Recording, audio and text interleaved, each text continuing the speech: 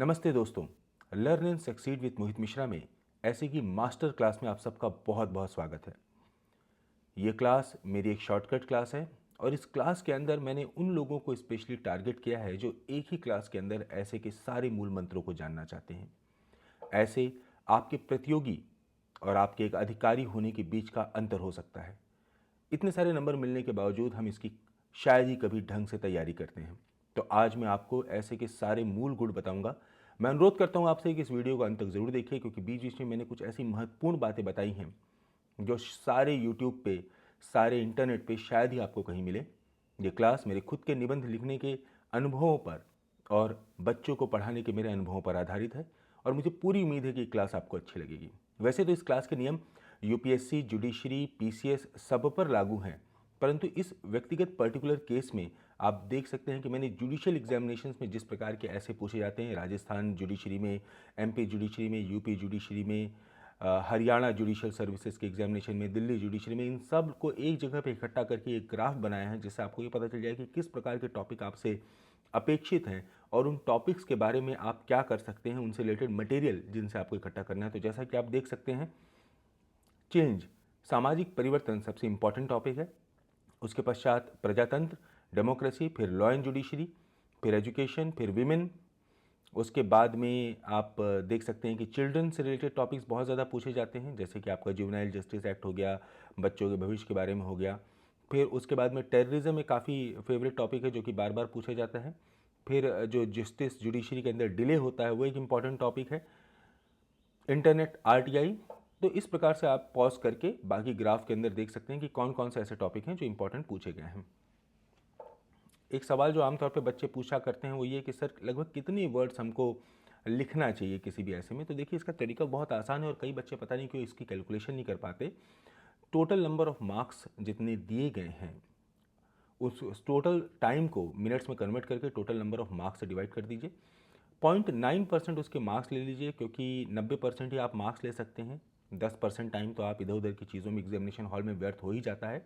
उसमें ऐसे के लिए ये एक्सपेक्ट किया जाता है कि आप 1/4 टाइम सोचने में, चिंतन करने में लगाएंगे, अपने शब्दों को रूप देने में, अपने सेंटेंसेस को फॉर्म करने में लगाएंगे, और बाकी जो टाइम है वो 0.75% यहाँ पे आप उसको कैलकुलेट कर लीजिए। और उसके बाद मिनिमम जो है 20 वर्ड्स पर मिनट की रफ्तार से लेके मैंने मैक्सिमम जो है 25 मानी है, कुछ लोगों की 30 वर्ड्स पर मिनट की भी रफ्तार होती है, आप एवरेज 22.5 मान सकते हैं। तो इसको अगर आप करते हैं तो आपको पता चलता है कि इन सारी चीज़ों को जो कॉन्स्टेंट्स उनको गुणा करने के बाद 911.25 आता है। तो total time in hours upon total marks into ऐसे मार्क्स इंटू 911 कर देंगे तो आपको ये पता चल जाएगा कि लगभग आपको कितने वर्ड्स किसी भी ऐसे में, किसी भी निबंध में लिखने, ये उन परिस्थितियों में जहाँ पे वर्ड्स ना दिए हों। आमतौर पे ऐसा होता नहीं है। वर्ड्स के जो क्वेश्चंस होते हैं, वर्ड्स आमतौर पे दिए होते हैं ऐसे के अंदर कि आपको कितने वर्ड्स में कोई भी निबंध लिखना है। उसके पश्चात अगर आपको टोटल मार्क्स मतलब पता हुआ है, उस ऐसे के टोटल मार्क्स दिए हुए हैं आपको एग्जामिनेशन, जो कि हमेशा, तो कितना आपको समय कटना है वो आपको ऐसे के marks upon total marks into total time से आपको पता चल जाता है कि आपको कितना समय निबंध के लिए देना है। जैसे मैं एक उदाहरण देके दिखाता हूँ, बहुत लंबी क्लास है ये। आखिरी देखिए, ये आपका हरियाणा जुडिशरी का पेपर है, ये 200 मार्क्स का है। इस 200 मार्क्स के पेपर में आप देख सकते हैं कि जो ऐसे के लिए 100 मार्क्स दिए हुए हैं, तो ऑब्वियसली अगर 200 मार्क्स 3 घंटे के लिए हैं और ऐसे के लिए 100 मार्क्स हैं, तो आपको कितना समय देना होगा? 1.5 आवर्स।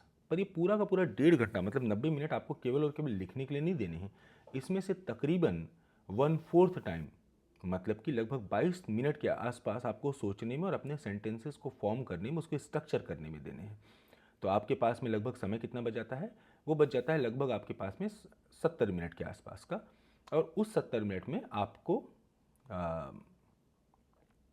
अगर आप 20 से मल्टीप्लाई करते हैं 70 को, तो आपके 1400 वर्ड्स हो जाते हैं। पर आप देख सकते हैं कि ऐसे सिर्फ और सिर्फ जो है लगभग 1000 टू 1100 वर्ड्स का है। इसका मतलब ये एक्सपेक्ट किया जा रहा है कि आपके पास जो टोटल टाइम दिया हुआ है उसका आप केवल 90% समय ही यूज़ कर पाएंगे, और उसका भी आप 1/4 से लेके 1/3 तक हिस्सा केवल सोचने में करेंगे। तो इसीलिए ऐसा नहीं है कि सोचने के लिए पर्याप्त समय नहीं होता। ऐसे में वो लोग जो सोचते हैं कि हमारे पास सोचने का टाइम नहीं है, खट से लिखना चालू कर देते हैं, वो गलती करते हैं। वो अपने ऐसे के नंबर इस चीज़ के कारण कम कर देते हैं।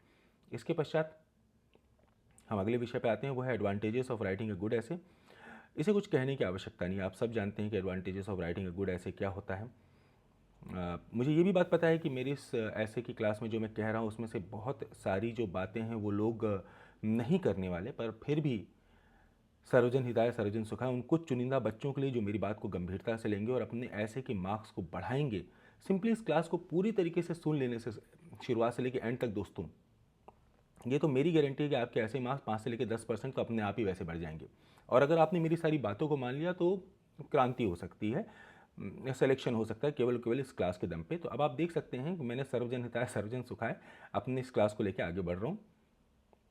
हम मेरा टारगेट क्या है इस क्लास के माध्यम से, न सिर्फ आपको राइटिंग ऐसे में अच्छा बनाना, बल्कि आपको एक स्ट्रॉन्ग राइटर बनाना, उसके बाद आपके कॉम्पिटिटिव एग्जामिनेशन से मार्क्स बढ़ाना और आपके अंदर थिंकिंग और सिंथेसिस की स्किल्स को डेवलप करना, ये मेरा टारगेट है। लोग फेल क्यों होते हैं एग्जामिनेशन के अंदर? फेल होने के पीछे कारण होता है कि वो इनिशिएटिव नहीं लेते, वो सीखते नहीं, वो अपनी आदतों को नहीं सीखते। जब आप एक खास तरीके से पढ़ाई करना चालू कर देते हैं और आप उसी तरीके से पढ़ाई करना चालू रखते हैं, परंतु आपको उसका रिजल्ट नहीं मिल रहा, तो इसका मतलब यह है कि आपको अपने पढ़ाई करने के तरीके को परिवर्तित करने की आवश्यकता है। मेक इट स्टिक करके एक बहुत ही अच्छी किताब है जो ये आपको बताती है कि आपको कोई भी चीज़ दिमाग में कैसे रखनी है। बारिश की आवाज़ आ रही है, बारिश शुरू हो गई यहाँ पे सिलवासा में। ऐसे के बारे में नॉर्मल जो क्लासेस होती हैं कोचिंग्स और उन सब जगहों पे, उनमें इतनी सारी थ्योरी ज़बरदस्ती की डाल देते हैं, घुसेड़ देते हैं, जिसका कोई फ़ायदा नहीं है। आपको नंबर पाने के लिए उस पूरी थ्योरी को जानने की ज़रूरत नहीं, आपको प्रैक्टिकल टिप्स जानने की ज़रूरत है। और मैंने अपने इस पर्टिकुलर केस में उन प्रैक्टिकल टिप्स के ऊपर मैं फोकस किया है। आप देखेंगे कि आगे कैसे। सबसे इंपॉर्टेंट बात यह है दोस्तों कि ऐसे के बारे में, ऐसे is a form of communication. ऐसे क्या है दोस्तों? ऐसे is a form of communication. ये बात बोलना मैंने अपने पिछले ऐसे की क्लास में भी इसको बताया, ये इसलिए ज़रूरी है क्योंकि हम इस बात को भूल जाते हैं।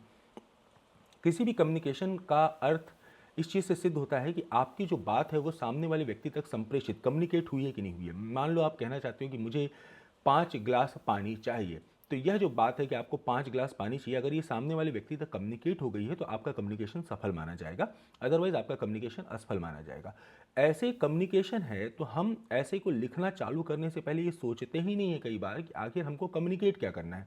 दूसरी बात, हम ये भूल जाते हैं, हमको क्या पता है, हमको कितने अच्छे से टॉपिक रटा हुआ है, इस चीज़ का कोई महत्व नहीं है। महत्व इस चीज़ का है कि सामने वाला जो एग्जामिनर है उसके दिमाग में हमारी बातों से क्या फ़र्क पड़ रहा है। समझ में आई आपको मेरी बात? तो इसीलिए ऐसे is a form of communication. हम इसमें किसी से कुछ कह रहे हैं, रिसीवर सबसे इंपॉर्टेंट होता है, उसके बाद मीडियम और सब्जेक्ट मैटर दोनों इक्वली इंपॉर्टेंट होते हैं। क्योंकि अब मान लीजिए मुझे हिंदी आती है और आप मुझसे साउथ इंडिया की किसी भाषा में बात करते हैं तो मुझको समझ में नहीं आएगा। अगर आपकी अंग्रेज़ी की भाषा गलत है, अगर आपके अंदर पास्ट परफेक्ट प्रेजेंट और उसके अंदर का सेंस और बोध नहीं है, तो जो आप कहना चाहते हैं उसका ठीक उल्टा कम्युनिकेट हो जाएगा। इसीलिए मीडियम के ऊपर कम्युनिकेशन के वक्त फोकस करना बहुत ज़्यादा ज़रूरी है। जो लोग मीडियम के ऊपर फोकस नहीं करते और ये गलती करते हैं, वो लास्ट में हमेशा पछताते हैं। ऐसे स्पीच के जैसे होते हैं, क्योंकि वो कम्युनिकेशन का पार्ट है, बट स्पीच से बहुत डिफरेंट होते हैं। बहुत ध्यान से सोचिए इस बात को दोस्तों। जब हम कोई भी चीज़ बोलना चालू करते हैं तो उसके लिए हमें सोचने की आवश्यकता नहीं होती। जैसे इस समय जो मैं बोल रहा हूँ वो स्वतः स्फूर्त मेरे मन में जो बातें आ रही हैं उनको मैं आपके सामने बोल रहा हूँ। इस तरीके से कम्युनिकेट करते करते हमको इस तरीके की इंस्टेंटेनियस कम्युनिकेशन की आदत पड़ जाती है और यही गलती हम ऐसे और आंसर लिखते समय कर देते हैं। Writing is fundamentally different from speech. Writing का डेवलपमेंट इसलिए हुआ कि केवल उन बातों को, स्ट्रक्चर्ड बातों को सामने वाले व्यक्ति तक प्रस्तुत किया जाए जो कि स्पीच में नहीं हो पाता।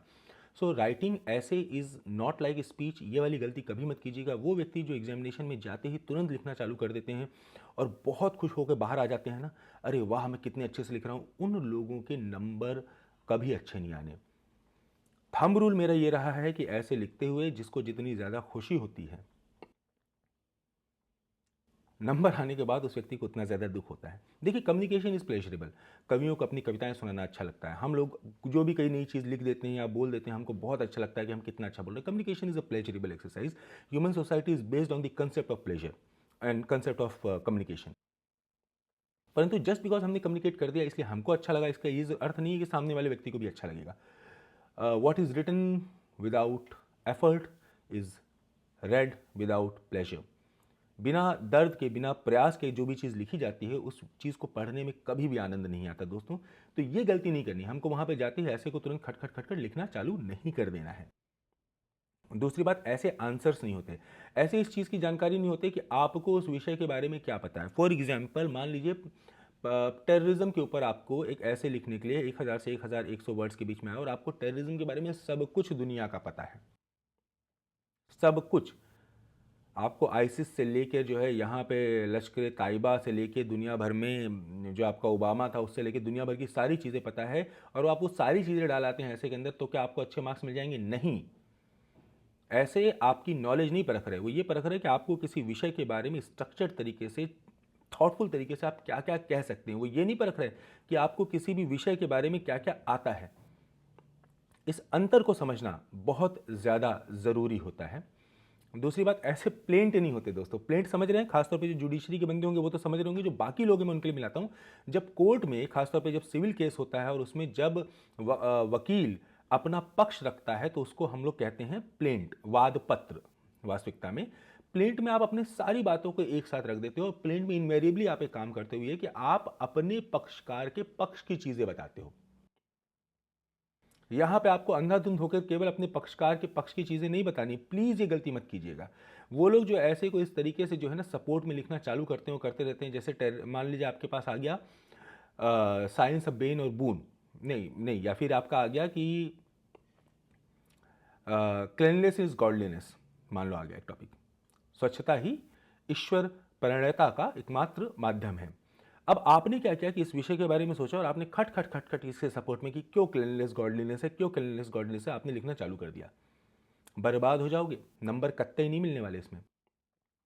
लोग पुअरली करते हैं ऐसे में, क्यों? क्योंकि उनके इस चीज़ के बारे में वो कभी सोचते ही नहीं कि मैं कहना क्या चाहता हूँ।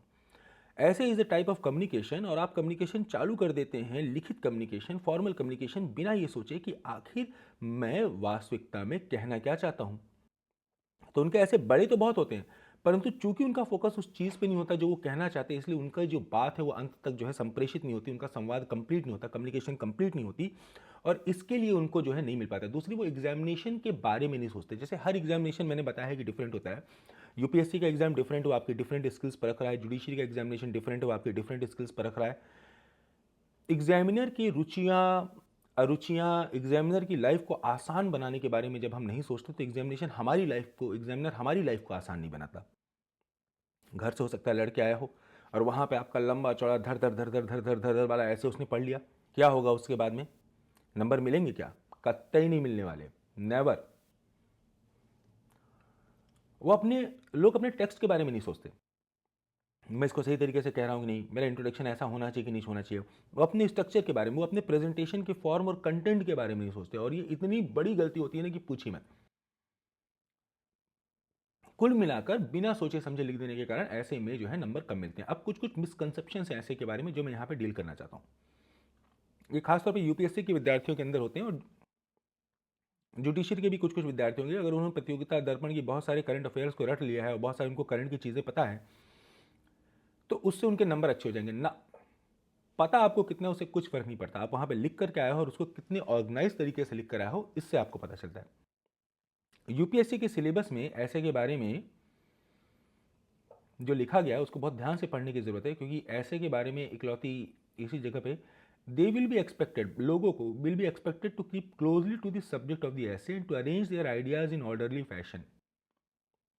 आपके आइडियाज, आपके फैक्ट्स नहीं, आपके आइडियाज को ऑर्डरली फैशन में डालना है, विचारों को, कंसेप्ट्स को, ओके, एंड टू राइट कंसाइसली, और स्पष्ट और छोटे तरीके से लिखना है। उसके बारे में बकर बकर ब नहीं करना है अपन को।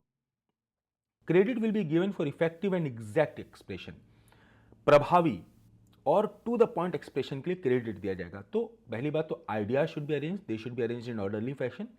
एक्सप्रेशन इफेक्टिव होना चाहिए, मतलब जो वो कहना चाहता है वो उसको कम्युनिकेट करना चाहिए। एग्जैक्ट होना चाहिए, मतलब इधर उधर की बातें उसमें नहीं होनी चाहिए, और विषय से रिलेटेड होना चाहिए। Language is very very important, at least of intermediate level. English में अगर है तो आपका इंटरमीडिएट की इंग्लिश का लेवल मिनिमम होना चाहिए, और अगर हिंदी का है तो आपका हिंदी में इंटरमीडिएट की, यहाँ तक कि पर 10वीं का भी चल जाता है, हाई स्कूल की हिंदी का लेवल मिनिमम होना चाहिए। उससे यदि कम है और आप अपेक्षा कर रहे हैं कि आप ऐसे को फोड़ के आ जाएंगे, तो ऐसा पॉसिबल नहीं है। अब एक और बहुत इंपॉर्टेंट है कि ऐसे का टॉपिक कैसे चुने। ये बहुत ही बड़ा सब्जेक्ट है जिसके बारे में लड़के बहुत सारा गलती करते हैं। आमतौर पे जब हम ऐसे का टॉपिक सेलेक्ट करते हैं कहीं पे भी, तो वो हमारा इस बेसिस पे सेलेक्ट होता है कि आखिर हमें उस विषय के बारे में कितना पता है। Familiarity of a topic is misunderstood as our expertise to write an essay on the topic. If you are quite familiar with the topic and you know a few things or few facts about the topic, तो ऐसा हो सकता है कि आप उस पर answer बहुत अच्छा लिख दें, पर ऐसा ज़रूरी नहीं कि आप उस पर ऐसे भी बहुत अच्छा लिख सकें। वहाँ पर टॉपिक सेलेक्ट करते समय हमको अपने आप से ये पूछना चाहिए कि ऐसा कौन सा टॉपिक है जिस पर हमारे आइडियाज़ इफेक्टिव एंड एग्जैक्ट हो सकते हैं, जिसमें हम अपने विचारों को ऑर्डरली फैशन में कर सकते हैं, जिसमें हम एक बहुत ही ऑसम इंट्रोडक्शन और बहुत ही अच्छा कंक्लूजन लिख सकते हैं, क्योंकि दोनों वो कीले हैं जिन पर पूरा का पूरा निबंध टिका होता है। और उसके पश्चात किस टॉपिक पर, और इसको बहुत ध्यान से सुनिए, मैं एक कंपेलिंग एंड कन्विंसिंग नैरेटिव बना सकता हूँ। नैरेटिव की जो ये भूख होती है ना, ये इंसान के अंदर इनबिल्ट होती है और आपके एग्जामिनर में भी है। कंप्लीट कहानी, इसको जानने की, इस चीज़ को समझने की, किसी भी चीज़ के पीछे का कारण समझने की हमारी जो आदत होती है वो इतनी ज़्यादा हमारे नेचर के अंदर इनबिल्ट होती है कि जब ऐसा नहीं होता तो हमको अच्छा नहीं लगता। वो ऐसे जो कि शुरुआत से लेकर अंत तक टाइटली ऑर्गेनाइज होता है, किसी एक विचार को धीमे धीमे करके पॉइंट को हैमर करके लास्ट में उस विचार को सिद्ध कर देता है, उस ऐसे में नंबर अच्छे इसलिए भी मिलते हैं क्योंकि वो एक कंपेलिंग और कन्विंसिंग नैरेटिव होता है। तो जब आप टॉपिक सेलेक्ट कर रहे हैं तो सिर्फ अपने ज्ञान के आधार पर आपको नहीं सेलेक्ट करना, आपको इस आधार पर सेलेक्ट करना है कि आप किस चीज में एक पक्का परफेक्ट नैरेटिव, एक ऑर्डरली स्ट्रक्चर्ड ऐसे बना सकते हैं। हो सकता है आपके पास में किसी टॉपिक को लेके फैक्ट्स बहुत हों, पर दूसरे टॉपिक में आपके पास में अच्छा इंट्रोडक्शन और एक अच्छा कंक्लूजन हो, और उसके बाद में कुछ अच्छे आइडियाज हों। तो आपको कौन सा सेलेक्ट करना चाहिए? वो टॉपिक सेलेक्ट करना चाहिए जिसमें आप एक अच्छी कहानी, एक अच्छा नैरेटिव बना सको। Things to do before you even start writing an essay. Okay, हम क्या करते हैं, हम अपने आप से पूछते हैं कि हमें कितना आता है, हम क्या जानते हैं। हम सारे के सारे आर्गुमेंट्स करंट अफेयर के वहाँ पे लिख देते हैं। हम अपना मैक्सिमम नॉलेज जो है पेपर पे ट्रांसफ़र करने की कोशिश करते हैं। फोकस ऑडियंस पे नहीं होता, फोकस ऑथर पे होता है। एम्फेसिस फैक्ट्स होता है, आइडियाज़ पे नहीं होता। तो वो नहीं करना चाहिए। हमको करना क्या चाहिए? हमको अपने ऐसे का पर्पस समझना चाहिए। पर्पस किसी भी कम्युनिकेशन के हार्ट में होता है। आपका पर्पस है अपने आप को बेचना, ये दिखाना कि आपके आइडियाज़ ऑर्डरली हैं, एग्जैक्ट हैं, इफेक्टिव हैं, ये दिखाना कि आपको उस विषय के बारे में एक कंपेलिंग, आपके पास में नैरेटिव है। कंपेलिंग वो है, एक शार्पेंड पेंसिल है, आपके ऐसे का पॉइंट होना चाहिए, आपका एक सेंट्रल थीसिस और आइडिया होना चाहिए। उसके पश्चात में आपको अपने आप से पूछना पड़ेगा कि टॉपिक क्या है, आप उस टॉपिक के बारे में क्या कम्युनिकेट करना चाहते हैं, मतलब आप लास्ट में क्या बताना चाहते हैं। What is the end feeling that an essay reader, एक एग्जामिनर के दिमाग में होना चाहिए, ऐसे के रीडर के दिमाग में होना चाहिए जब उसने आपके कंप्लीट ऐसे को पढ़ लिया। क्या आपके आइडियाज़ नॉवेल हैं? क्या आपके आइडियाज़ पावरफुल हैं? क्या आपके आइडियाज़ डीप हैं? क्या क्या आपके कंसेप्ट डीप हैं? आप अपने थॉट्स को ऐसे में कैसे अरेंज करेंगे? क्रोनोलॉजिकल करेंगे, बेस्ड ऑन इंपॉर्टेंस करेंगे, स्पेशल करेंगे, हायरार्किकल करेंगे, कैसे करेंगे? आप कैसे कंपेलिंग एंड कन्विंसिंग नैरेटिव बनाएंगे? इस बात को रट लीजिए दोस्तों।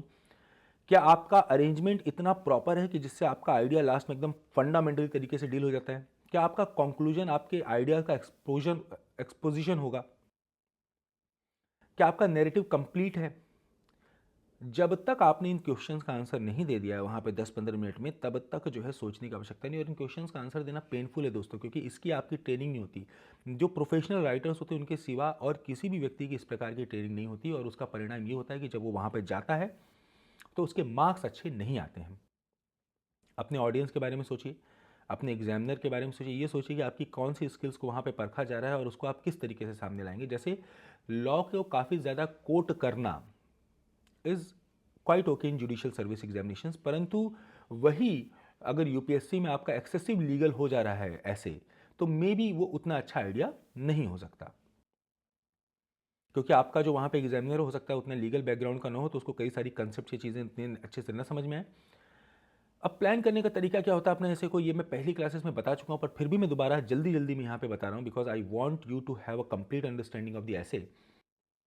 वो ये कि आपको सबसे पहले मार्जिन रोड सकते हैं, अपने आइडियाज़ को और पॉइंट्स को एक एक जगहों पे जॉट डाउन करना है, उनको आपस में लिंक करना है। ब्रेन स्टॉर्मिंग आप कर सकते हैं। ब्रेन स्टॉर्मिंग वैसे तो 2 या ज़्यादा लोगों के लिए कहा जाता है, बट आप वहीं पर सोच सोच के जो भी आपके दिमाग में आइडियाज़ आते हैं आप उनको जॉट डाउन करना चालू कर सकते हैं। आइडियाज़ अगर आ गए ना ऐसे में, तो उसको जनरेट करने का तरीका क्या है? बहुत ही इंटरेस्टिंग टॉपिक है। मेरा 3rd लेक्चर इस विषय पे था, पर आज आप फिर से सुनिए। पहला तरीका है, आप सवाल पूछना चालू कीजिए। अगर मान लो सिंपल स्टेटमेंट दिया है, तो आप सबसे पहले स्टेटमेंट के बारे में सोचना और पूछना चालू कीजिए। जैसे मान लो क्लेanलीनेस इज गॉडलीनेस दिया हुआ है। स्टेटमेंट वो होता है जो कि एक फैक्ट स्टेट करता है, कहता है कुछ।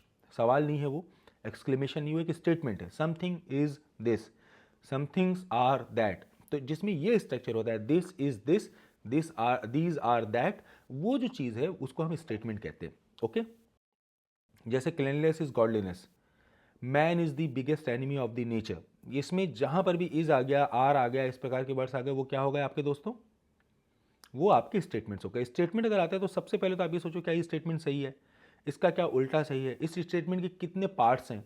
जैसे क्लीनलीनेस इज गॉडलीनेस के दो पार्ट्स हैं, क्लीनलीनेस है एक और गॉडलीनेस है। उसके पश्चात में आप ये पूछो कहाँ पे ये बात सही होती है, कब ये बात सही होती है, क्यों ये बात सही होती है, कैसे ये बात सही होती है, क्या ये बात सही होती है। मतलब वो जो आपके मेन 5-6 क्वेश्चन हैं उनको आप पूछो इसके अंदर।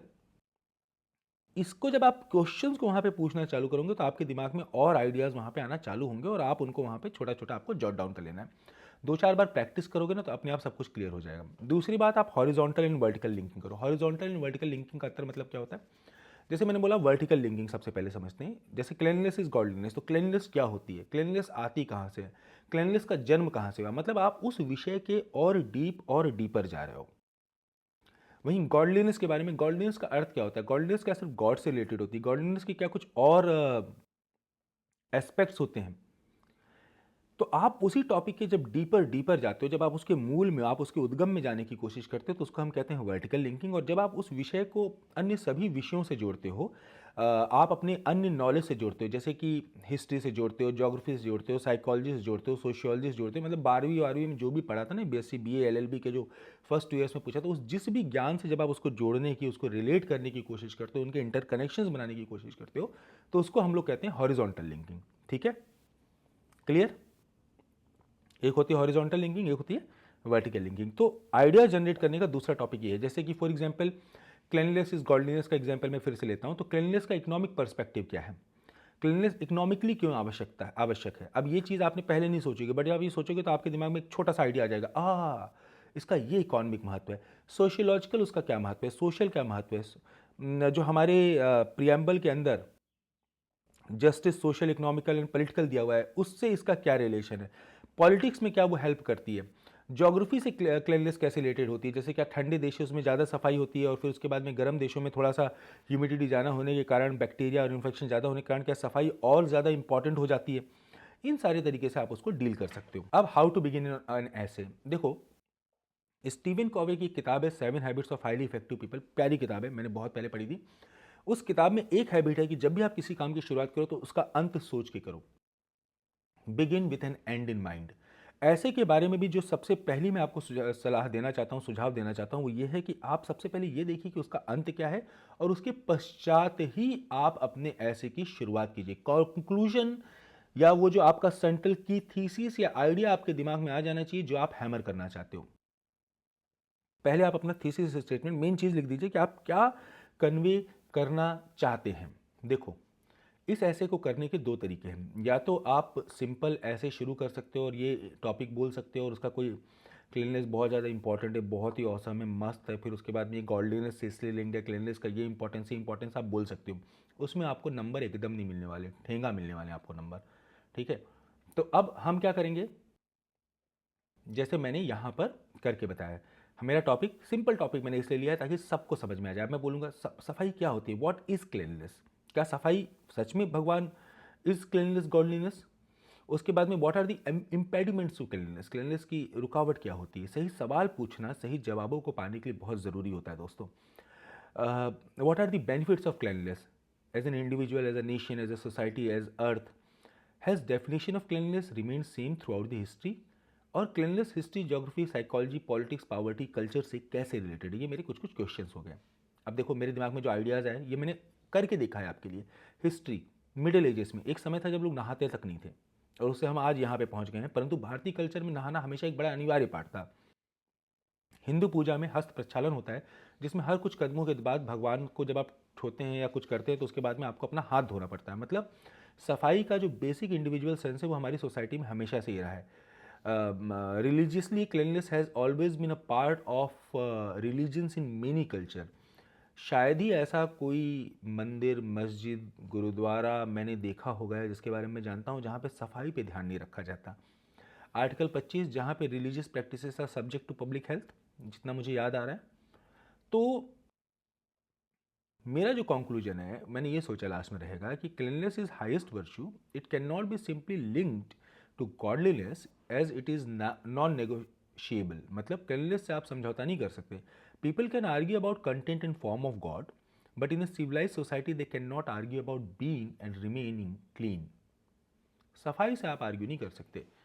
इनफैक्ट आपके फंडामेंटल राइट्स में ही सफाई जो है ना वो गॉडलीनेस से ऊपर है। तो मैं कह रहा हूँ क्लीनलीनेस इज godliness, ठीक है, but cleanliness is also far above godliness because cleanliness is law, it is the basis of your society. तो ये मेरा सेंट्रल आइडिया हो गया। अब मैं क्या कर सकता हूँ, इनको कैसे अरेंज कर सकता हूँ। अब देखो, इंट्रोडक्शन के रूप में हिंदू पूजा और उसका जो रिचुअल क्लीनिंग है वो एक अच्छा इंट्रोडक्शन है, because it shows, it does not tell, कुछ बोलता नहीं है, ये दिखाता है। एक छवि एग्जामिनर के दिमाग में क्रिएट होती है और जिससे वो आपके ऐसे से इंस्टेंटेनियसली रिलेट करता है। ये जो चीज़ है ये बहुत इंपॉर्टेंट है। तो इसीलिए ये मेरे लिए एक अच्छा कंक्लूजन है। अब मेरा कंक्लूजन ऑलरेडी आ ही चुका है।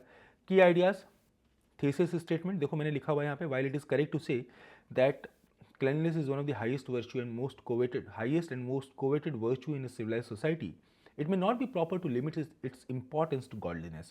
After all, our constitution itself places public health above right to freedom of religion. Hence, though godliness is negotiable and it is perfectly legal to be an atheist in a democratic society, cleanliness is not. You can't remain dirty, you can't be allowed to pollute.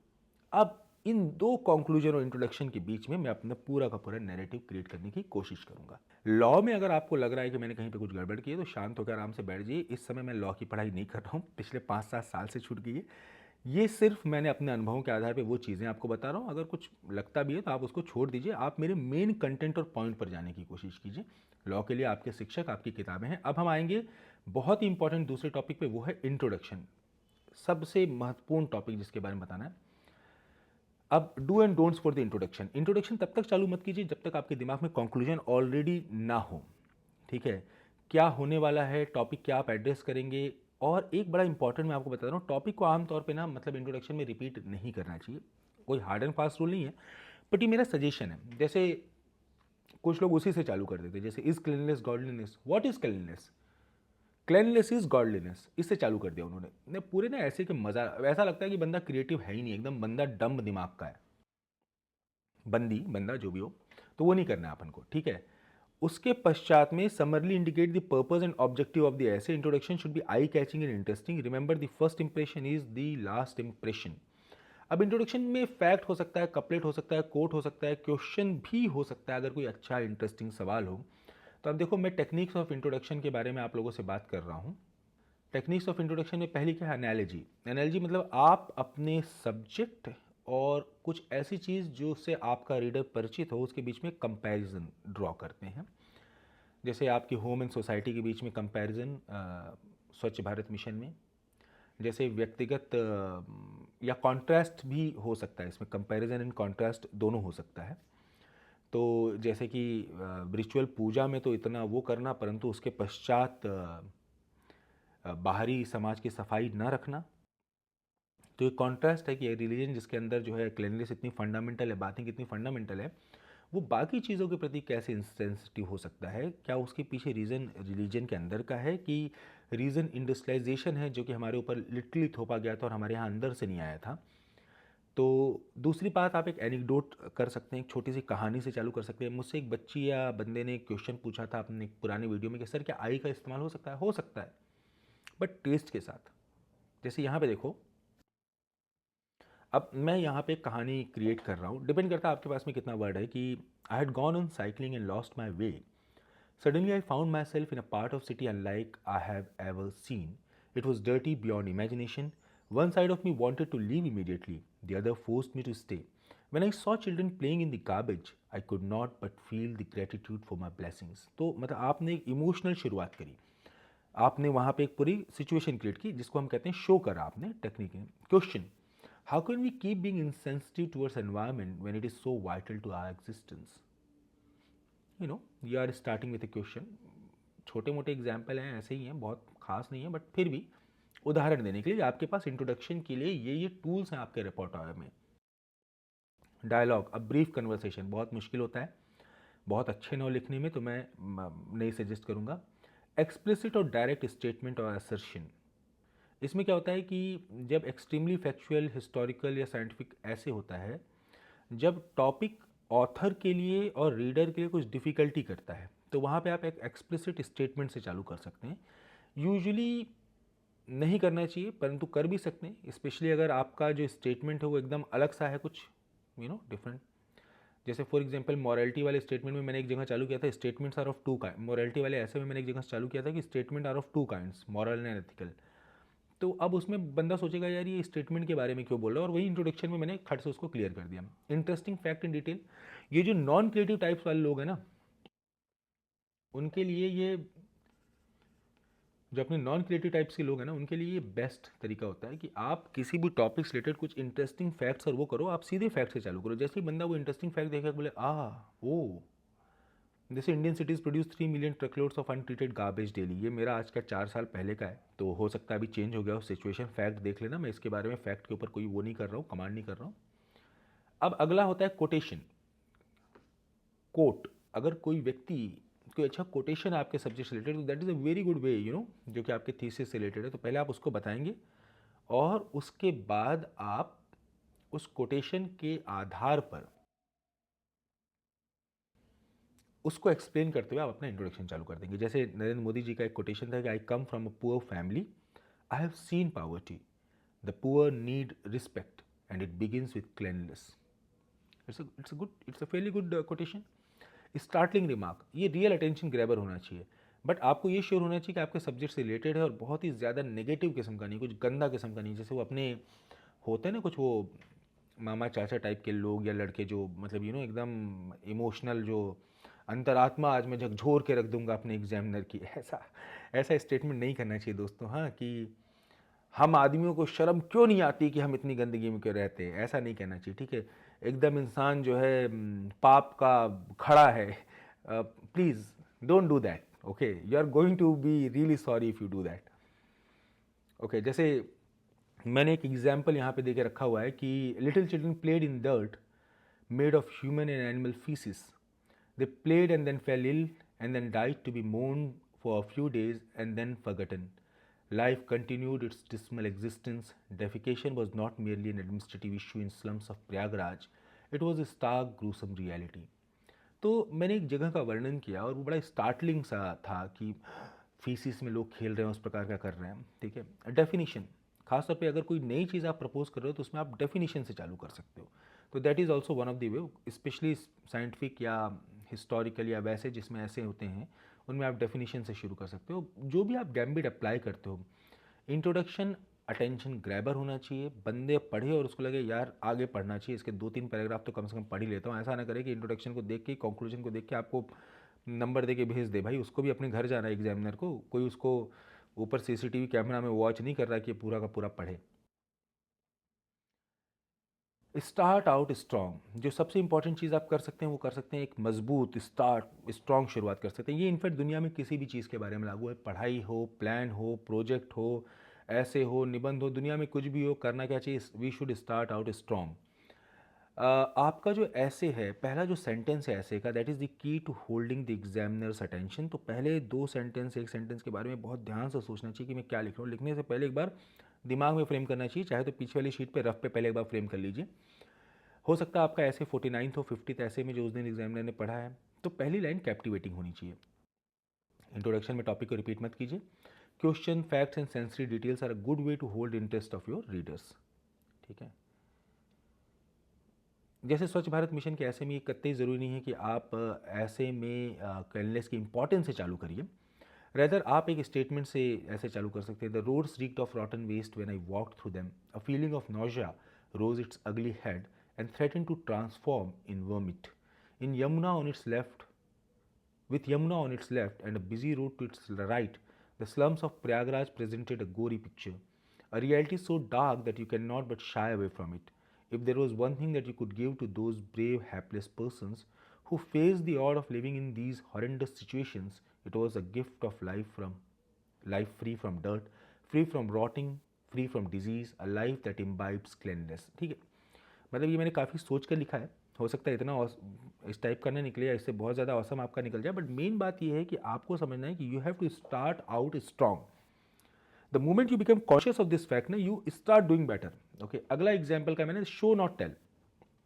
Fictions में author ये technique इस्तेमाल करते हैं, जैसे यार बहुत गर्मी लग रही है मुझको, मेरे माथे से वहाँ पे ना मुझे बहुत गर्मी लग रही थी, मेरे माथे से पसीना चू रहा था, मैं जब आया ना मैं एकदम थक के चूर हो गया। ये है आपका शो स्टेटमेंट। आते ही मैंने बिस्तर देखा और उस पर कूद कर लेट गया। ये है आपका शो स्टेटमेंट। पुराना वाला था आपका टेल स्टेटमेंट। तो आपको शो करना है, आपको टेल नहीं करना है।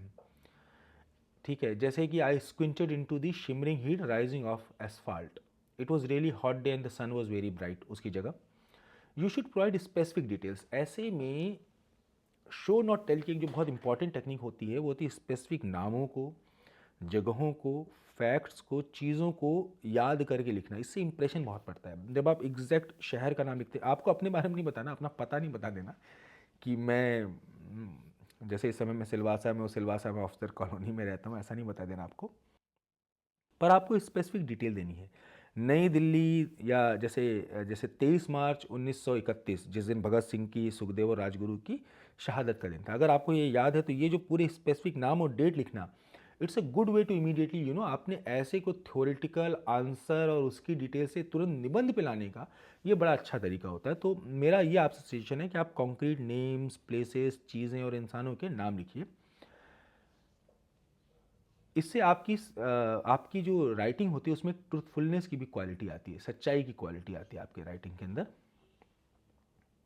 वेग जनरलाइजेशंस किसी को अच्छे नहीं लगते। दुनिया बहुत अच्छी है, बहुत ख़राब है, लोग सब गंदे हैं, लोग सब बहुत अच्छे हैं, किसी को अच्छा नहीं लगता सुनना। जैसे देखिए, शो नॉट टेल में कंटिन्यू कर रहा हूँ। अब दिल्ली में जिन लोगों ने गया है वो, Gulati is a unique restaurant which is usually popular for Diwali and Holi celebration. Okay, that is a tell statement. Gulati is already booked for Diwali and Holi. That is a show statement. Sachin Tendulkar is the best player in Indian cricket team. अब इसकी जगह देखिए, जैसे ही आप show statement पे आते हैं, Sachin Tendulkar holds the record for highest number of ODI centuries in Indian cricket. मेरे ख्याल से पता नहीं अभी ये सच है कि गलत है, ये पुराने समय 3-4 साल पहले मैंने किया था। My friends all know not to bother me the day Apple announces new products. I will be glued to my MacBook hanging on Tim Cook's every word. तो देखिए, you are using real concrete examples, places का नाम, जगहों का नाम, तो इससे जो है ना आपका जो शो होता है, that is a far better technique. अब जैसे भारत चुग का ये बहुत ही सुंदर essay, Bharat Chugh was Delhi topper, subsequently he left judiciary, a very intelligent, compassionate and a good person. Love you bro if you are listening it. अब देखिए, he is writing an essay role of, मैं इसलिए दिखाना चाहता हूँ आपको कि टॉपर्स कैसे करते हैं, जिन लोगों को आप समझते हैं ना कि उन लोगों को अच्छे नंबर मिल रहे हैं, उन लोगों का नंबर राइटिंग स्किल्स के बारे में आपको दिखाना चाहता हूँ। देखिए, इससे आप कॉम्पीट कर रहे हो। तो अब चलो, ये तो बेल कर्व के एकदम एक्सट्रीम है, बट बीच में तो आपको भी आना पड़ेगा, मेरे जैसा तो बनना पड़ेगा, देसी देहाती। हाँ, तो ये है, सुनिएगा कि a young bank official named Joseph is arrested by 2 policeman one fine morning without even being informed why. Joseph is outraged till his death. Joseph does not get to know what he is being tried for. Joseph is the protagonist of Franz Kafka's seminal work, The Trial, which is the story of Joseph's case, his trial and tribulations, with the invisible law, absent judge, opaque court processes, police excesses, and the high handedness of our criminal justice system. Franz Kafka की कहानी the trial के किरदारों को उठाकर और उनको deal करके, ये जो ऐसे तुरंत जो है इंटरेस्ट एग्जामिनर का पिक करता है। वाओ। और अपने ऐसे के अंदर रियल वर्ड्स उनका यूज़ करके तुरंत ट्रूथफुलनेस की क्वालिटी ला देता है। शो नॉट टेल टेक्निक का बहुत अच्छे तरीके से इस्तेमाल करता है, और एक प्रकार की, जिसे आप कहते हैं कहानी, एनेक्डोट या किसी चीज़ से जो है स्टोरी से ये चालू करता है, इंसिडेंट से चालू करता है। उसमें ना एनेक्डोट में एक आता है, इंसिडेंट भी आता है, उसको भी याद कर लेना। अब देखो, टेररिज्म एंड ह्यूमैनिटी पे ये Ghazal Bhardwaj IAS topper, I don't know her personally, but मैंने जो इंटरनेट पे इनका ऐसे मिला तो मैं आपको दिखा रहा हूँ, जस्ट टू शो कि कैसे इंटेलिजेंट एंड टॉपर लोग करते हैं। टेररिज्म एंड ह्यूमैनिटी टॉपिक का नाम है। अब देखो, she is writing a poem that was created by her own, तो she is a very good writer. Under confidence हो जाता है ना ऐसे लोगों को देख के। थैंकफुली मुझे अब नौकरी के लिए कॉम्पिटिटिव एग्जामिनेशन में जाने की जरूरत नहीं, और आप लोग भी अंडर कॉन्फिडेंट मत होइए। करत करत अभ्यास से जड़मती होत सुजान, रसरी आवत जाते सेल पर पड़त निशान। मैं पहले भी बता चुका हूँ, धीमे धीमे सब कुछ हो जाता है, पेशेंस रखिए और सही काम करते जाइए। One day they struck together two wild stones, fire they invented or discovered it maybe, then one day they called it sacred. Today they know fire, a chemical reaction producing smoke and warming up the globe, whether with firearms with kids in our cities play with, or those by militants and armies in a Mosul or Tikrit. Paradoxically, on this warming up globe, in this world on fire, raging red, we are all going colder with indifference or hatred, and I shiver again, another cold night on this warming up globe, and with every sound of the gun. Wow. As I imagine myself as a young girl or boy recently taken hostage somewhere in Iraq, the above words repeat in my mind every single night. Already separated from my family, I fear I would be killed, made a sex slave, or put into a training camp. I lament that terrorism is an antithesis of humanity, to be precise, yet it is we humans who have invented it. And I cry that despite knowing this for decades, we are not doing enough to deal with it, either as individuals or nations. Wow. Again देखिए show not tell की टेक्निक का कितना awesome तरीके से इस्तेमाल किया गया.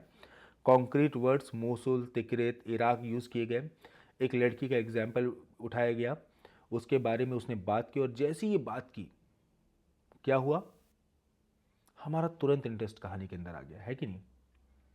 अब एक मैंने जब क्लास ली थी तो एक दो थोड़ा ख़राब भी इंट्रोडक्शन हम लोगों को पढ़ लेने चाहिए ना, वो भी बहुत ज़्यादा ज़रूरी होता है. एक मेरे क्लास ने that which does not kill us only make us stronger. अब इसने शो नॉट टेल टेक्निक का इस्तेमाल करने की कोशिश की, बट ही हैज़ फेल्ड. देखो, as said by Darwin, humans और anything goes through constant evolution and harder they strive to survive, more stronger they become. पहला सेंटेंस, स्टार्ट आउट स्ट्रॉन्ग, ध्यान नहीं दिया गया. Sentence is framed poorly. As a result पहली sentence से मज़ा खराब होना चालू हो गया. Killing does not only mean just to die down, it can have multiple views to submit to the stronger. Introduction के बारे में सोचा नहीं गया कि मैं किस इंट्रोडक्शन की टेक्निक का इस्तेमाल कर रहा हूँ. Historically we see India and world both saw great wars like this we did not accepted the defeat. Language की गलतियाँ हैं. And not come back stronger to prevent, और सीधे उसको सपोर्ट करना चालू कर दिया. स्ट्रक्चर के बारे में सोचा नहीं गया. अब एक और इसने लिखा है, डिसरप्टिव टेक्नोलॉजी इज अ बून और Ben. OYO, Ola, Flipkart has become house hold names and HMT a thing of past. Have होना चाहिए था वहाँ पे, by the way. Disruptive innovations can change the landscape and rules of game quickly. Innovations which is critically to solve many of the challenges which mankind is facing, be it health, poverty, shrinking resources of climate change, is unavoidable and should be welcome. अपनी की thesis को introduction में डाल दिया. पढ़ तो लिया examiner ने पूरा ऐसे. अब उसके बाद में सेकंड उसमें डिफाइन करा है, disruptive innovations by definition are such new technology, process, chemical compound, algorithmic approach which replaces old establish process quickly and often disruptively. That is a good sentence. Even if he had started with it and then came to Ola, Uber and Flipkart, it would have been great. So more thought is needed in introduction. Now, Right to Information Act, I found it somewhere, I don't even remember now why, where. No copyright infringement intended.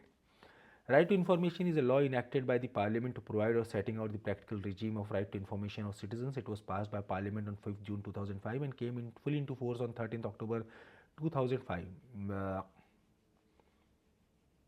Examiner ने ये चीज़ें कितनी बार पढ़ी होंगी, वो इसको दोबारा पढ़ रहा है. सोचो एग्जामिनर के मन पे क्या बीत रही होगी. रटा हुआ आंसर लग रहा है. अब कुछ लोग ना जो ऐसे जुडिशरी में क्या होता है, अपने आप को इंटेलिजेंट समझने वाले लोगों की मतलब संख्या बहुत ज़्यादा है. कोचिंगों में भी बहुत है, मैंने बहुतों को देखा है.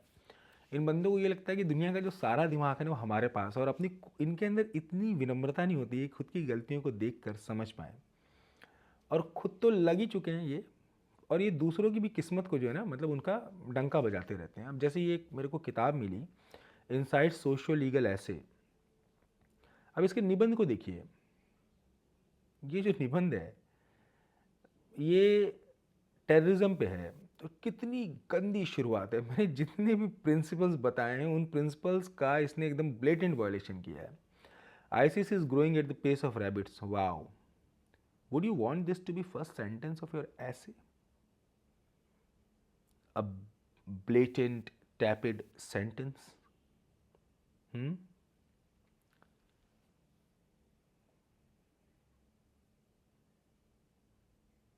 ISIS, ISIL, IS is a fundamentalist group made of delusional individuals who claim to be religious and who want to create nation state of Sunnis, Salafist Muslims.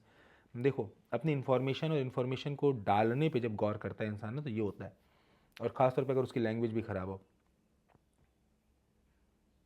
The term terrorism since 1970s was directed to various phenomena starting from the fearsome threats. मतलब ये इतना गंदा है, और ख़ास तौर पे उस किताब से, जो इतनी बड़ी मोटी लाल रंग की किताब अभी मेरे पास पड़ी है, और जो आपसे पैसे ले रही है और आपको ऐसे के तरीके बता रही है. इसीलिए ना ऐसे की किताबों को सिर्फ इसलिए लेना चाहिए कि आपको बस ये आइडिया लग जाए कि आपको थोड़ा बहुत कंटेंट मिल जाए, थोड़ा बहुत स्ट्रक्चर फॉर्म मिल जाए, एक आध अच्छे कोटेशंस मिल जाए, उससे ज़्यादा कुछ नहीं. और ऐसी किताब को तो छूना भी नहीं चाहिए. पर एक ये थोड़ी बेटर किताब है मिस्टर J.K. चोपड़ा की कंपेंडियम ऑफ एसेज. उसमें the problem of terrorism in India पे वो ऐसे लिख रहे हैं. Increasingly in the last decade और so the violence is pervaded Indian politics. Good, not as per my choice, I would not have started with it, but even then a strong sentence, a strong statement, मतलब strong sentence होता है जो किसी चीज़ की beating around the bush नहीं करता है, जो directly categorically एक बात करता है ना, उसको हम कहते हैं strong sentence. William Strunk, the elements of style, उसमें स्ट्रॉन्ग सेंटेंसेस के बारे में आप और ज़्यादा जान सकते हैं. It has found various forms from shrills and abusive language and character assassination. ये डैश का उपयोग कैसे क्यों करते हैं पता है आप लोगों को? गूगल पे सर्च कीजिएगा. Communal violence to booth capturing to physical attacks on the oppressed, why to race फला फला. गुड. अब ये मेरा ऐसे था टेररिज्म पे जो मैंने लिखने की कोशिश की थी. They say means are after all means. I would say means are after all everything. Mahatma Gandhi. If rationality is the ability to think and discern the right from wrong, then the radicalized youth lacks precisely that. Quotation से शुरुआत करी. The problem with every kind of fundamentalism is that if you ask to have faith, that it asks you to have faith and not think, and without critical thought, a man is as blind as he is without eyes. While a man without eyes is still a man without thought is no better than an animal and more dangerous than that. The radicalized youth is desensitized. He fails to empathize with pains and suffering and trauma of those he hurts. At the ideological level, terrorism is the failure to act rationally, failure to respect equality of all human, and an inability to respect the fact that all human beings have human rights. It is lack of tolerance. तो मैं definition approach plus quotation का यहाँ पे इस्तेमाल कर रहा हूँ. अब एक बंदे से मैंने लिखवाया था तो उसकी राइटिंग आपको नहीं आएगी, but it's a good start. The importance of making good decision. देखिए बंदा या बंदी कैसे शो नॉट टेल का यूज़ कर रहा है. एक्सक्यूज मी, टी और coffee. I realise life is about making choices, this और दैट, हियर और देयर, टुडे और tomorrow. We may make choices, sometimes right, sometimes wrong. थोड़ा ब्राइटनेस इंक्रीज करके देखता हूँ maybe. My economics teacher always used to give a particular example when teaching about opportunity cost. देखो तो being real, it's a good start. Samuel Johnson ने कहा था what is written without effort is read without pleasure. जब तक आपका effort नहीं लग रहा ना, कॉन्शियस एफर्ट नहीं लग रहा किसी चीज़ को लिखने में, तब तक आपको मज़ा नहीं आना.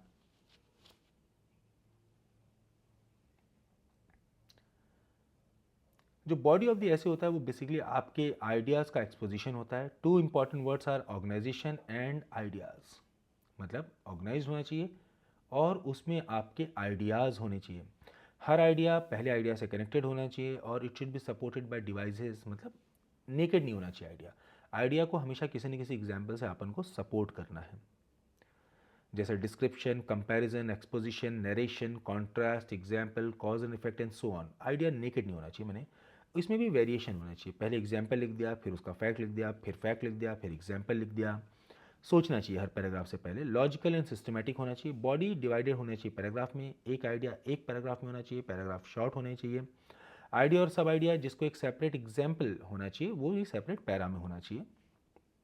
और आपको वेरिएशन यूज़ करना पड़ेगा पैराग्राफ लिखने से पहले. कभी लॉन्ग कभी शॉर्ट, डिफरेंट करना चाहिए. ऑर्गेनाइजेशनल पैटर्न के बारे में आप अपने ऐसे के सोच लीजिए. शुरुआत में सोच लेना चाहिए कि स्पेशल ऑर्डर होगा, क्रोनोलॉजिकल ऑर्डर होगा, एक एक सब्जेक्ट उठा के करूँगा, नरेशन करूँगा, पॉइंट बाय पॉइंट एग्जाम्पल करूँगा कि क्या करूँगा.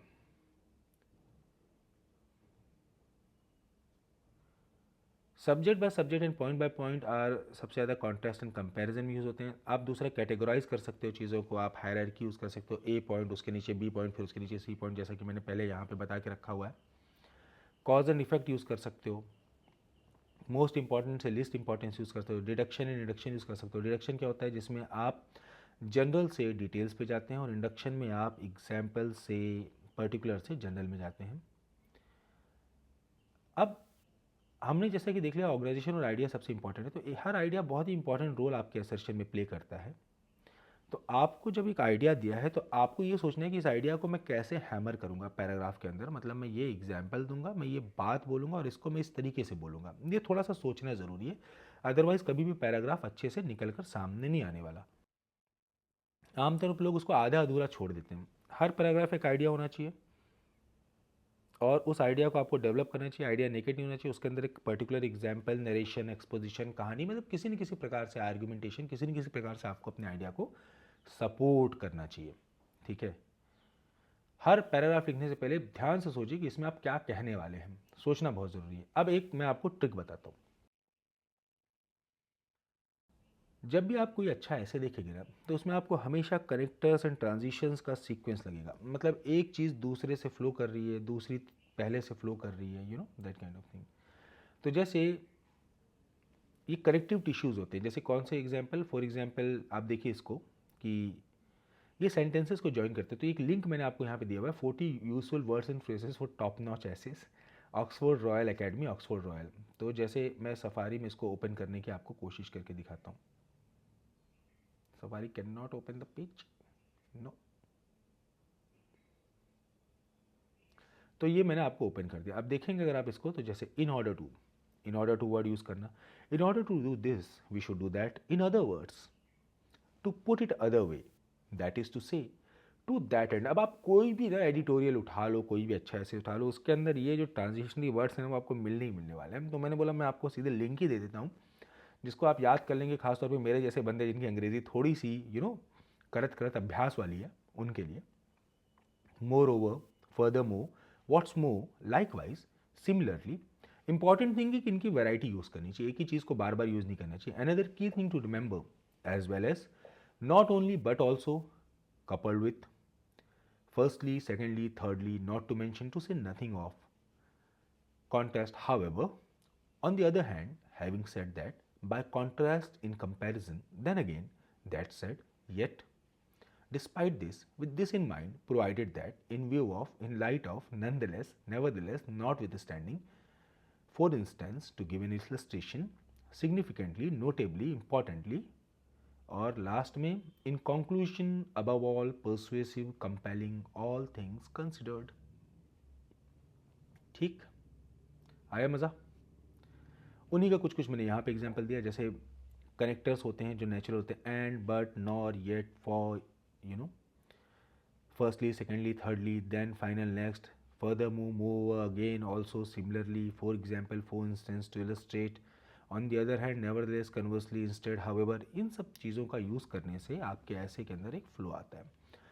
वर्ड लिमिट में रहने की कोशिश करनी चाहिए। अगर 300 वर्ड्स के आसपास का आपका नहीं, उस केस में ऐसे नहीं हो जाता, वो आर्टिकल हो जाता है, जिसके अंदर आप इंट्रोडक्शन और बॉडी और कंक्लूजन को आप समझोगे, आपको ऐसे को ऐसे दबा रहे हो, तो जैसे सारी चीज़ें मिक्स हो जाती है ना, वैसे ही मिक्स हो जाता है। तो केवल पहला सेंटेंस ही आपका इंट्रोडक्शन होता है, बाकी चीज़ें मिक्स होकर होती हैं, क्योंकि आपके पास इतना समय नहीं होता कि आप एकदम उसको कर पाओ। क्वेश्चन आपको अगर 1000 वर्ड्स में ऐसे करने के लिए कह रहा है, तो एग्जामिनर एक्सपेक्ट करता है कि आप उतने में ही ऐसे लिखेंगे, जिससे ज़्यादा बड़ा या छोटा नहीं होगा। एग्जामिनर के बारे में सोचो, उसकी भी ज़िंदगी है बेचारे की, वो सिर्फ आपकी बातें पढ़ने के लिए वहाँ पर नहीं बैठा हुआ है। मैं ऑलरेडी बता चुका हूँ कि चीज़ों के अंदर आपको डीप, मतलब पहले अगर आपने मेरी क्लास देखी होगी तो उसके अंदर बता चुका हूँ कि आपको चीज़ों के डीप में जाने की कोशिश करनी चाहिए, और आपको अपने जो टॉपिक्स को स्ट्रक्चर में कनेक्ट करने की कोशिश करनी चाहिए, और स्ट्रक्चर में कनेक्ट करने के लिए आपको जो ट्रांजिशन फ्रेजेस हैं उनका इस्तेमाल करना चाहिए, एग्जाम्पल का इस्तेमाल करना चाहिए, वेरिएशन लाने की यूज़ करनी है। अभी हम कुछ एग्जाम्पल्स देखेंगे तो उससे आपको और ज़्यादा क्लियर हो जाएगा। Active, precise and direct words को प्रिफरेबली करना चाहिए। ऐसा किया जाता है, नहीं, ऐसा किया। ओके। अब एक्टिव वॉइस क्या होती है, पैसिव वॉइस क्या होती है, इसके बारे में अगर आपको आइडिया नहीं तो गूगल पे सर्च कर लीजिए। उसको थोड़ा सा एक्टिव सेंटेंसेस को यूज़ करना ज़्यादा ज़रूरी है। आपको एक्टिव वर्ब्स यूज़ करने चाहिए। He was toiling, he was working in the field नहीं, he was toiling in the field ना। He was perspiring, he was panting, his breath was going up and down नहीं। तो जैसे ज़्यादा आप ज़्यादा पढ़ते हैं ना तो आपकी जो वर्ब की वोकेबलरी है वो बढ़ती है। तो जितना ज़्यादा वर्ब को यूज़ करते हैं डायरेक्टली अपने सेंटेंस में एज एन एक्टिव वर्ब, उतना ज़्यादा आपका जो ऐसे है वो स्ट्रॉन्ग लगता है पढ़ने में। स्टूडेंट्स कई बार, जैसे मैंने आपको पुराने अपने पिछले क्लास के एसेस में दिखाया भी था, कि वहाँ पे लॉन्ग एंड वाइंडिंग सेंटेंसेस का यूज़ करते हैं और टफ वर्ड्स यूज़ करते हैं इंटेलिजेंट साउंड करने के लिए। इंटेलिजेंट बंदे को ना दिखाने की ज़रूरत नहीं पड़ती, पता है। दिखा रहे हो ना ज़बरदस्ती अगर, तो पता है कि तुम नहीं हो। ठीक। Knowing your material well and expressing the same effectively is the की। अपने सेंटेंस स्ट्रक्चर को वेरी कीजिए। जैसे फॉर एग्जाम्पल मान लो मैं काऊ का ऐसे लिखता हूँ कि a cow has four legs, a cow has a tail, a cow has two horns, a cow gives milk। तो सेम टाइप के सेंटेंसेस को यूज़ करने से वो बोरिंग हो जाता है।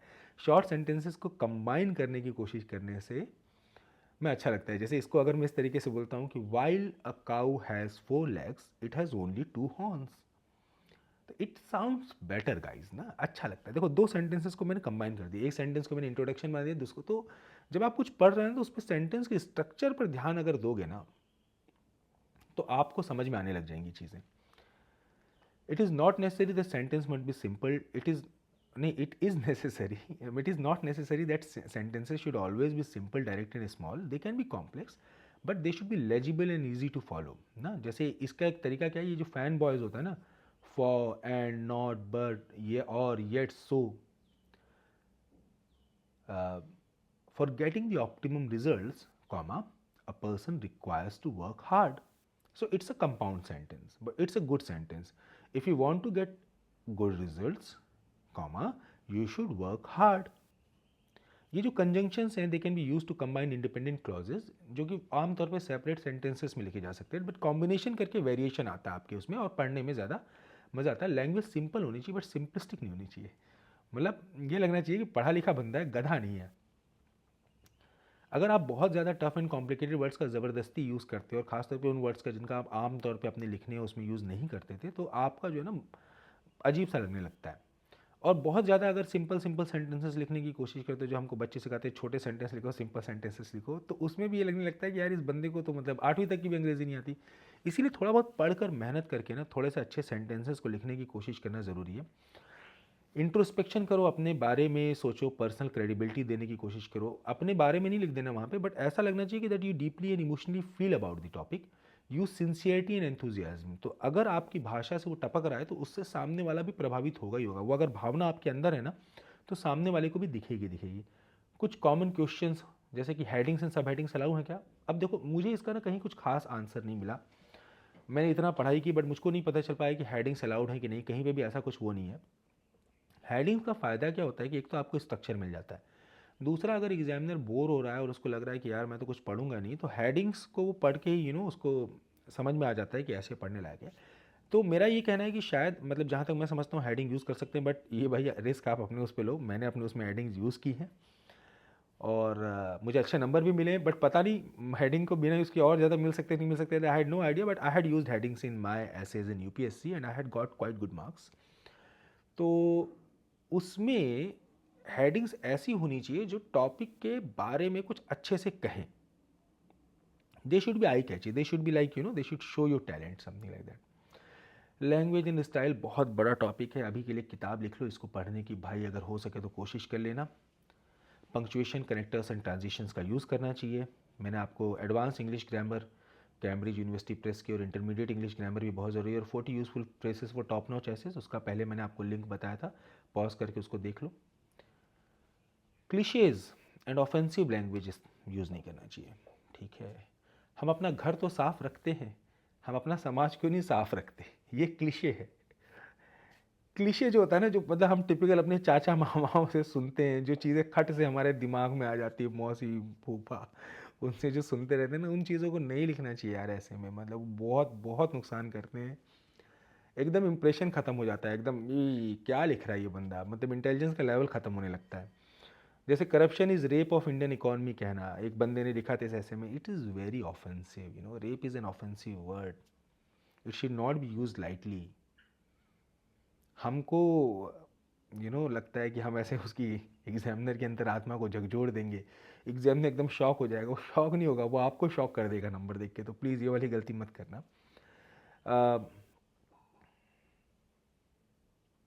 आमतौर पे थंब रूल ये है कि अगर आप किसी बंदे की बहुत इज्जत करते हो, जैसे अपने पापा, दादा, अपने गुरु की, टीचर की, और उसके सामने जो आप बात नहीं कह सकते ना, वो आप ऐसे में भी नहीं कह सकते। अब ये मत बोल देना कि मैं तो अपने पापा से बहुत खुला हुआ हूँ तो मैं उनके सामने कुछ भी बात कर लेता हूँ। नहीं, मतलब ऐसा बंदा सोचो जिसकी आप ऐसी रिस्पेक्ट करते हो, टीचर, प्रिंसिपल, गुरु जी, उनके सामने जो बात नहीं कह सकते ना, पब्लिक में जो बात नहीं कह सकते, एक एक नॉर्मल इंसान पब्लिक में जो बात नहीं कह सकता, अपने रिस्पेक्टेड बंदे से जो बात नहीं कह सकता, वो आप ऐसे में नहीं कह सकते। अब हम आते हैं अपने अगले इंपॉर्टेंट टॉपिक पे, इस सेकेंड पार्ट ऑफ द ऐसे में, वो है कॉन्क्लूजन। ग्रेट। कॉन्क्लूजन बहुत ही ज़्यादा ट्रेमेंडसली इंपॉर्टेंट है, आपको पता है। कॉन्क्लूजन पहले लिखा जाता है ऐसे में, ये ट्रिक है अच्छे ऐसे की होती है, वो पहले ही कंक्लूजन के बारे में लिख लेते हैं कि कंक्लूजन में उनको क्या लिखना है। ओके। मार्क्स हमेशा कंक्लूजन पढ़ने के इमीडिएटली बाद दिए जाते हैं, तो इसीलिए कंक्लूजन और ज़्यादा इंपॉर्टेंट हो जाता है। एग्जामिनर बोर्ड है और पर्टिकुलरली शॉर्ट ऑफ टाइम में, तो हो सकता है वो केवल इंट्रो पढ़े और कंक्लूजन पढ़े और आपको नंबर दे दे। और कंक्लूजन जो होता है, उसका नाम ही चूंकि कंक्लूजन होता है, तो इसलिए इसको कंक्लूड करना चाहिए। अब आप बोलेंगे सर ये तो आपने बहुत बड़ी बात बता दी, कंक्लूजन को कंक्लूड करना चाहिए। इसका मतलब ये दोस्तों कि कंक्लूजन में कोई भी नया आइडिया, नया फैक्ट, नए एग्जाम्पल्स नहीं होने चाहिए। मैं आर्टिकल्स की बात नहीं कर रहा हूँ जो 300 वर्ड्स वाले छोटे होते हैं, उसमें आपके पास उतना समय नहीं होता, तो हो सकता है लास्ट लाइन या लास्ट 2 लाइनों को छोड़ के आपको लास्ट के पैरा में भी कुछ कुछ एग्जाम्पल हुआ है। बट नॉर्मली ऐसे में, लॉन्गर पीसेस ऑफ राइटिंग में ऐसा नहीं होना चाहिए। नई चीज़ें कंक्लूजन में नहीं आती, कंक्लूजन को कंक्लूड करना चाहिए, नया चैप्टर नहीं खोल देना है वहाँ पे। तो कुछ भी नया चालू मत करो। दूसरी बात, कंक्लूजन डेफिनेट एंड कॉन्क्रीट होना चाहिए, वेग नहीं होना चाहिए। अगर आप अपनी कोटेशन, ऐसे को कोटेशन सेंड करें, तो उस कोटेशन को या तो कंक्लूजन में डायरेक्टली लिखिए या फिर उसको रेफर कीजिए नीचे। और कंक्लूजन में एक सेंस ऑफ क्लोजर आना चाहिए। दूसरी बात, होपफुल होना चाहिए। दुनिया मरने वाली है, हम में से कोई नहीं बचेगा, इंस्पायर या मोटिवेट करना है, वैसा नहीं लिखना है अपन को ना। हाँ, इंस्पायर या मोटिवेट करना चाहिए, नेगेटिव नहीं होना चाहिए, पेसिमिस्टिक नहीं होना चाहिए। अगर आप रीडर को अपनी presentation you want your reader to go understanding your point of view, और ऐसा भी ज़रूरी नहीं कि वो सारी चीज़ों को लास्ट में समराइज़ कर दे। समरी नहीं होती है कंक्लूजन कि पूरा का पूरा चैप्टर पढ़ा, लास्ट में समरी कर दी। Conclusion should leave with a feeling. मैं अभी आपको दिखाता हूँ एग्जाम्पल। अभी कंक्लूजन है वो गज़ल भारद्वाज जी जो आईएएस हैं, उनका जो कंक्लूजन है। अब इसमें होता है कमिंग फुल सर्कल, जिसको हम कहते हैं। टॉपिक टेक्निक होती है कंक्लूजन में, जिसमें आप जो पहले कहा गया है उसी को दोबारा रेफर करते हो। Okay, you go back and you refer what you have started in the introduction, तो आपका ये कमिंग फुल सर्कल हो जाता है। तो ये गज़ल जी का जो है, मैम का इंट्रोडक्शन था टेररिज्म एंड ह्यूमैनिटी के ऊपर। One day they stuck to wild stones, fire they invented और discovered it may be, then one day they called it sacred, today they know fire, a chemical reaction producing smoke, warming up the globe, whether with firearms which kids in our cities play with, or those by militants and armies in Mosul or Tikrit. Paradoxically, on this warming up globe, in this world on fire raging red, we are all getting colder with indifference or hatred, and I shiver again another cold night on this warming up globe with every sound of gun. As I imagine myself as a young girl or boy recently taken hostage somewhere in Iraq, the above words repeat in my mind. Every single night, already separated from my family, I fear I would be killed, made a sex slave, or put into a training camp. I lament that terrorism is an antithesis of humanity, to be precise, yet it is we humans who have invented it, and I cry that despite knowing this for decades, we are not doing enough to deal with it either as individuals or as nations. Okay? अब ma'am का जो है conclusion पढ़ो आप। ये सारी बातें हैं, देखो कंक्लूजन पढ़ो। It is said that sometimes questions are more powerful than answers. Indeed, humanities, देखो connectors, humanity is faced with this very powerful question. Let this young girl or boy captured somewhere in Iraq I talked about in the beginning put it to us, for she still hopes we as humans, the most powerful species on earth, would do something about it. Wow. And I shiver again another cold night on this warming up globe, and with every sound of the gun, Mother, I think of the fire you once lit upon my forehead one evening when you drew up on it the sun which fires lives forever and which perishes with this globe and me for this mankind to see. So you want which one? Wow. वैसे ही भारत चुका conclusion. It is apparent that ample powers are vested in magistrate to check arbitrarily the arrest, police excesses and to facilitate a more incisive probe into the discovery of truth at various stages of an investigation in after filling the police report.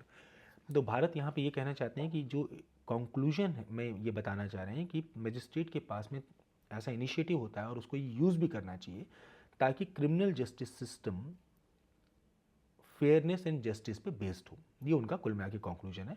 तो उनका की idea conclusion में आ गया। Check points, आपके ऐसे का subject क्या है, आपके रीडर को कुछ समझ में आएगा कि नहीं आएगा, थीसिस स्टेटमेंट क्या है, कंक्लूजन क्या है, क्या आपने अपने उसका जो है ऑर्डर सोच लिया है, क्या आपने सभी पैराग्राफ्स को, क्या आपके सभी पैराग्राफ्स में ट्रांजिशनल फ्रेजेस और वो हैं, अपने कंक्लूजन को सोचो, क्या उसमें क्लोजर है, कोई नई आइडिया तो स्टार्ट नहीं कर रहे हो। ठीक है, अब अगर जब घर पे लिखते हो तो उसमें कोपिंग कट ब्रैकेट करना, उसमें ये सोचना है कि मैं इसमें क्या क्या काट सकता हूँ, बहुत ज़रूरी है। लॉन्ग टर्म हैबिट्स क्या है, work on grammar, make a copy of facts, quotes, words, expressions and possible topics, read various things, write consciously at least once a week, being aware of your own writing, review your essay and copy after a week, simple flowing language use करो but powerful language use करो, sentences में variation आने की use करो, newspapers उनको closely पढ़ो, उनके sentence structure को देखने की कोशिश करो। ठीक है दोस्तों, किसी भी और ऐसे बुक को सिर्फ और सिर्फ मित्रों मतलब उसके लिए पढ़ो, जैसे कहते हैं थोड़ी बहुत गाइडलाइन और फैक्ट या कोटेशन वोटेशन के लिए, उसका और कोई मतलब नहीं होता। मेरा वाला जो ऐसे है नहीं कंप्लीट है, रेडीमेड मटेरियल के रन नहीं करना चाहिए क्योंकि उससे आपको सोचने का फ़ायदा नहीं होता, उसको सोचने का मौका नहीं मिलता, आपके दिमाग में रॉन्ग कंसेप्ट आते हैं, आपको नहीं पता कि कौन बंदा उनको लिख रहा है, वो हो सकता है आपको गलत सलत बता दे। एडिटोरियल में इंडियन एक्सप्रेस और हिंदू अच्छे हैं। अगर आप कोचिंग के मटेरियल और प्रतियोगिता दर्पण पे भी रिलाई करते हो तो एडिटोरियल कम से कम पढ़ना बहुत ज़रूरी है। लॉन्ग टर्म हैबिट अच्छी है, एक्सीलेंट लैंग्वेज होती है, एक्सीलेंट एनालिसिस होती है दोस्तों इसमें। अब मैं जो है आपको कुछ कुछ देखो, अब मैं कुछ कुछ आप लोगों को उदाहरण देख रहा हूँ ऐसे कि जो मैंने लिखे हुए थे पहले, उनके उदाहरण दे रहा हूँ। इसके कॉपीराइट ऑलरेडी किसी और के पास है तो ये मैं आप लोगों को दे नहीं सकता, पर मैं आपको इसके उदाहरण दे सकता हूँ, पॉज कर करके देख लेना दोस्तों। अब एक निबंध लिखा था role of moral value and ethics in a corruption free society, तो इसमें मैं लिख रहा हूँ statements are of two kinds, factual and ethical. There is hardly any statement of any significance to us that is not ethical. In absence of a moral sense, sentences like 100 people died and 100 mangoes fell will hold the same value. It is impossible to separate value judgment from human race, thought and existence. Every minute, in every single decision that we take, our inherent sense of right and wrong guides us. This internal compass is not made of magnet but of our thoughts, deeds, acts and habits. It is made of our character. ठीक है, तो ये जो बात मैं बोल रहा हूँ आप इसमें देख सकते हैं कि मेरा पहला जो टॉपिक है जो कि मैं अपने उसमें इंट्रोड्यूस करना चाहता हूँ ये कि मतलब मॉरलिटी हमारे अंदर एकदम इनहेरेंटली लिंक्ड है। अब एमपी में जुडिशियल एक्टिविज़म के लिए मैं लिख रहा हूँ, बट इसमें चूंकि मेरे पास में वर्ड की लिमिट कम है तो इसलिए मैं बहुत ज़्यादा डायरेक्ट हो रहा हूँ, मैं एकदम वो नहीं ले रहा हूँ। Directions by the Apex Court to BCCI to fall in line and accept recommendation of Lodha panel asking Lieutenant Governor and Chief Minister of Delhi to cooperate to fight the menace of dengue, declaring NJAC unconstitutional and restoring the government in Arunachal Pradesh, etc. have again brought to debate the judicial activism to the fore. Okay. अब एक topic है जैसे मैं करके दिखा रहा हूँ, हरियाणा में 2015 में पूछा गया था, cowards die many time before there death. Okay, अब मैं कौन मरता है, कैसे मरता है, कहाँ पर मरता है, मैं ये सोच रहा हूँ, हाउ एंड वाई सोच रहा हूँ, इसको आप चाहो तो देख सकते हो। अब मुझे एक गाना याद था, to dream the impossible dream, to fight the unbeatable four, to bear with unbearable sorrow, to run where the brave dare not go, this is my quest. Haryana judicial service examination का एक वाक्य मैं आपको बताता हूँ। जिस क्लास में बैठा था वहाँ पे जो अब्राहम लिंकन की एक पोएम, उनके बच्चे के नाम, वो वहीं पे दीवार में हमारे सामने टंगी हुई थी, तो मैंने खुल के इस पोएम का इस्तेमाल अपने ऐसे में थैंकफुली कर लिया। तो कई बार किस्मत भी आपका साथ दे देती है। तो अब मुझे सोक्रेटिस के बारे में भी पता है, आप जैसे इसको देख सकते हो। तो यहाँ पे मैं चालू कर रहा हूँ अपना ऐसे, to dream the impossible dream, to fight the unbeatable four, to bear with unbearable sorrow, to go where the brave dare not go. This is my dream to follow that star, no matter how hopeless, no matter how far. About 150 kilometre west of Delhi, मैं देखो show not tell technique का इस्तेमाल कर रहा हूँ, lies Kurukshetra, where as per epic Mahabharata, Abhimanyu, son of Arjun, died while fighting Pandavas. When he embraced death, he was still in his youth, but it took entire Kaurva army with all its great warriors to contain him. Kauravas were using Chakravyuh, a kind of military formation which was impenetrable. Arjun, the only person who knew how to break this formation, was not available. Interestingly, Abhimanyu, precautious as he was, had learned how to penetrate Chakravyuh while he was still in the womb. However, he couldn't learn the technique of getting out of it. Going in would have meant sure death, but Abhimanyu preferred to risk his life rather than accepting to live in ignominy. He chose courage over cowardice, valor over timidity. He chose eternal life over eternal death. है कि नहीं awesome? अब मैंने उस example से चालू करके फिर करेज के बारे में बताया, फिर अपील टू दिस वर्च्यू के बारे में बताया, फिर स्वामी विवेकानंद के बारे में, फिर सॉक्रेटिस का। देखो अब मैं पहले एग्जाम्पल ला दिया, फिर उसके बाद में मैं कंटेंट के बारे में बता रहा हूँ, ठीक है। फिर सत्यमेव जयते। अब उसके बाद में गांधी जी के बारे में। Gandhi ji said that it is preferable to be violent than to be timid. If we as an individual want to live life to its full, if we want to see our country shine among the greatest nations of the world, if we want the victory of truth and justice, we have no option but to be courageous. We have no alternatives but to accept what is correct and tread that path unfailingly without fear or favor. If we don't want to die every day, we have no option but to raise our voice against injustice. We have no option but to imbibe and express valor in our every thought or deed. अब फिर world terrorism in USA, मेरे thesis ideas, मैं अब उनको कैसे arrange करूँगा, pause कर करके आप चाहो तो इसको देख सकते हो। पर अब देखो मेरा ऐसे चालू हो रहा है। ऐलान कुर्दी वो बंदा था जो कि सीरिया में जब वॉर हो रही थी, तो वो लड़का उस समय his body was found on the shore and his video, उसका जो चेहरा था दैट बिकेम क्वाइट वायरल हो गया। When Aylan Kurdi fell in the sea, he was too young to understand the gravity of the situation. The boat was overcrowded, but as short as the memory of a toddler is, he was not concerned. Though he was hungry and had already cried several times, in this boat filled to brim with refugees, there was little in the name of food. Aylan didn't see, nor did he understand, the wave which toppled his boat. All the passengers, including his parents, were shocked till the time their instincts took over and they all began desperate efforts to swim.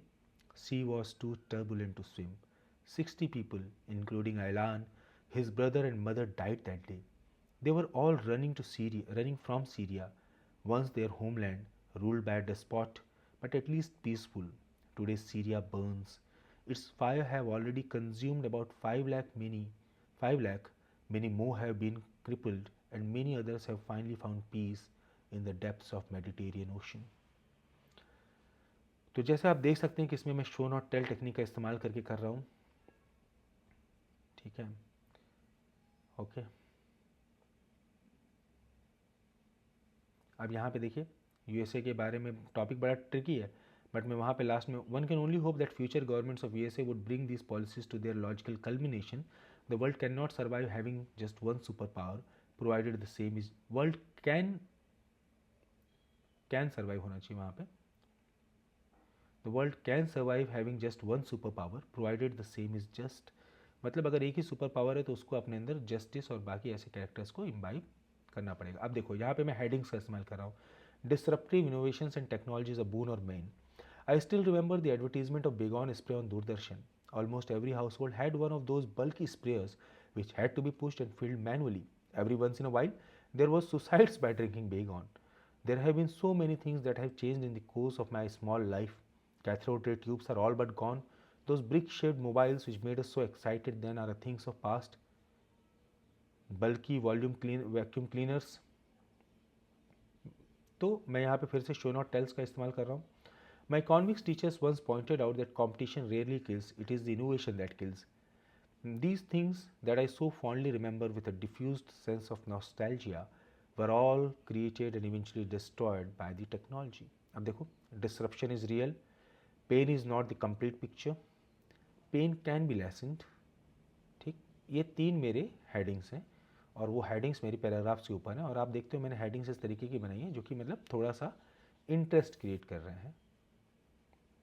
अब यहाँ पे मैं तो इस तरीके से मैंने आपको दोस्तों कुछ कुछ एग्जाम्पल दे दिए, बाकी तो आपकी मेहनत के ऊपर और आपकी ताकत के ऊपर, आपकी इच्छा के ऊपर है। मैं उम्मीद करता हूँ कि आप अपनी ग्रामर के ऊपर वर्क करेंगे। आप एक ऐसी कॉपी बना लेंगे जिसमें आप facts, quotations, expressions and possible topics के बारे में लिखते रहेंगे। वो आपकी ना बाद में ऐसे के दिन रिवाइज़ करने के काम में आती है। आप अपने ऐसे और अपनी कॉपी को लिखने के बाद 1 हफ्ते बाद दोबारा ज़रूर पढ़ेंगे, मोस्ट इंपॉर्टेंट, क्योंकि इससे आपको अपनी ना हैसियत का पता चलता है, अपने लेवल का पता चलता है। अपने सेंटेंसेस में वेरिएशन लाने की कोशिश करेंगे। तो मैं उम्मीद करता हूँ कि मेरी मास्टर क्लास का जो सेकंड पार्ट था वो भी आपको पसंद आया होगा। अब इस क्लास को जानने के बाद आप इस क्लास को बार बार सुनिए। इसके जो नियम मैंने आपको बताया उनको प्रैक्टिस में लाने की कोशिश कीजिए। अपनी भाषा और व्याकरण को करिए मजबूत तरीके से। दोस्तों, आप